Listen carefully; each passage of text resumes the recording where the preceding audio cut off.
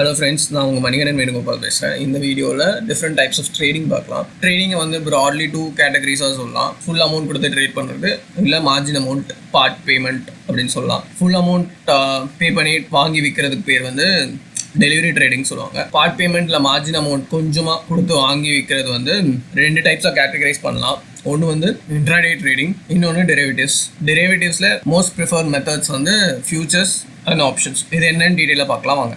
Delivery trading, ஒரு ஸ்டாக்கை full amount கொடுத்து வாங்கி நீங்கள் ஹோல்ட் பண்ணி எப்போ வேணால் விற்கலாம். ஸோ நீங்கள் டெலிவரி எடுக்கிறனால அது பேர் டெலிவரி ட்ரேடிங். நீங்கள் வாங்கின ஸ்டாக்கை நான் அடுத்த நாள் கூட விற்கலாம், இல்லை அடுத்த வருஷம், இல்லை 6 மாதம் கழிச்சு விற்கலாம், எப்போ வேணால் விற்கலாம், உங்களோட இஷ்டம். Intraday trading as the name suggest ஒரு நாளுக்குள்ளே நடக்கணும். ஸோ நீங்கள் காலையில் நீங்கள் ஓப்பன் பண்ணுற பொசிஷனை அதே டேயில் 3:15 PM நீங்கள் க்ளோஸ் பண்ணணும். ஃபார் எக்ஸாம்பிள், நார்மலாக நீங்கள் 50 ரூபா ஷேர் ஒரு 1000 வாங்கினீங்கன்னா 50,000 ரூபாய் தேவை உங்களுக்கு. ஆனால் இன்ட்ராடேயில் 5000 ரூபாய் போதும். ஸோ அதனால தான் பார்ட் பேமெண்ட் இல்லை மார்ஜின் பேமெண்ட்னு கேட்டகரிக்குள்ளே வருது. 5000 ரூபாய் கொடுத்து நீங்கள் 50,000 ரூபாய் ஒர்த்தான ஷேர்ஸை வாங்கலாம். ஆனால் நீங்கள் 3:15 அதை க்ளோஸ் பண்ணணும். ஸோ அதில் வர லாபமோ நஷ்டமோ அது உங்களுக்கு.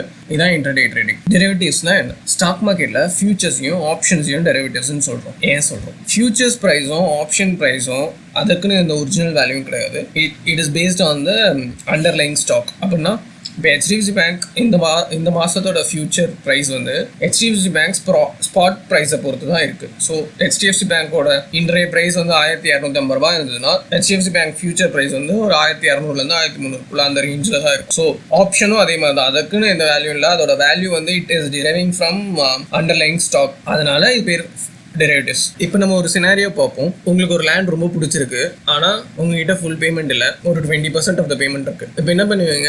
அந்த செல்லர் கிட்ட பேசி ஒரு கான்ட்ராக்ட் போடுவீங்க.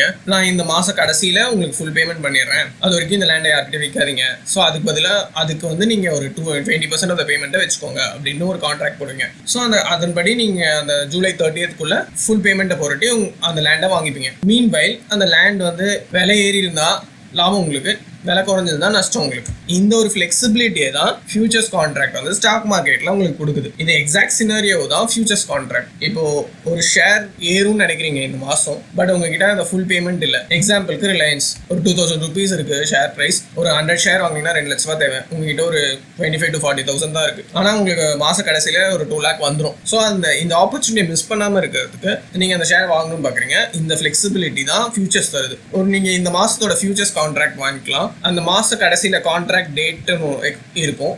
அன்னைக்கு நீங்க ஃபுல் பேமெண்ட் கொடுத்து அதை நீங்க ஃபுல்லாக ஹோன் பண்ணிக்கலாம், டெலிவரி எடுத்துக்கலாம். அது வரைக்கும் அந்த லாபமோ நஷ்டமோ உங்களுக்கு இந்த ஃபியூச்சர்ஸ் கான்ட்ராக்ட் வந்து தரும். நம்ம இன்னொரு சினாரியோ பார்ப்போம். இந்த சினாரியோவில் உங்களுக்கு லேண்ட் ரொம்ப பிடிச்சிருக்கு, ஆனால் ஒரே ஒரு டிஃப்ரென்ஸ், இந்த மாதத்துக்குள்ள உங்களுக்கு ஃபுல் அமௌண்ட் வருமா அப்படின்றது டவுட்டு. ஸோ வரலாம், வராமையும் போகலாம். பட் உங்களுக்கு லேண்ட் பிடிச்சிருக்கு, அந்த ஒரு ஆப்பர்ச்சுனிட்டியை நீங்கள் மிஸ் பண்ணக்கூடாதுன்னு நினைக்கிறீங்க.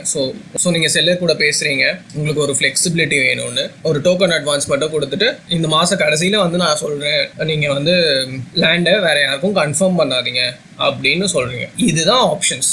ஸ்டாக் மார்க்கெட்ல இந்த ஃபிளெக்சிபிலிட்டியை ஒரு பையருக்கு ப்ரொவைட் பண்றது பேர் தான் ஆப்ஷன்ஸ் கான்ட்ராக்ட். நம்ம எக்ஸாக்ட் லேண்ட் சினாரியோவில் ஃபிக்ஸ் பண்ணா ஒரே ஒரு டிஃபரன்ஸ் வந்து டோக்கன் அட்வான்ஸ்க்கு பதிலாக ப்ரீமியம் அப்படின்னு சொல்லுவாங்க ஸ்டாக் மார்க்கெட்ல.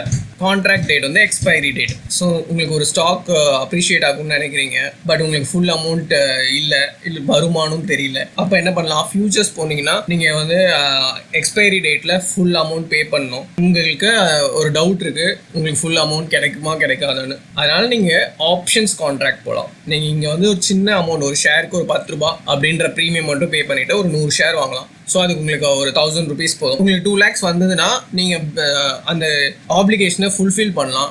வரலன்னா அதை எக்ஸ்பயர் ஆக விட்டுலாம். எக்ஸ்பயர் ஆச்சுன்னா உங்களுக்கு லாஸ் வந்து அந்த வெறும் 1000 ரூபாய். ஸோ இதுதான் ஆப்ஷன்ஸ் கான்ட்ராக்ட். ஹோப்ஃபுல்லி இந்த வீடியோ உங்களுக்கு பிடிச்சிருக்குன்னு நினைக்கிறேன்.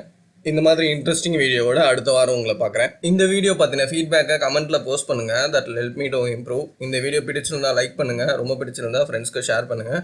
இந்த சேனலில் சப்போர்ட் பண்ண சப்ஸ்கிரைப் பண்ணுங்கள். தேங்க்ஸ்.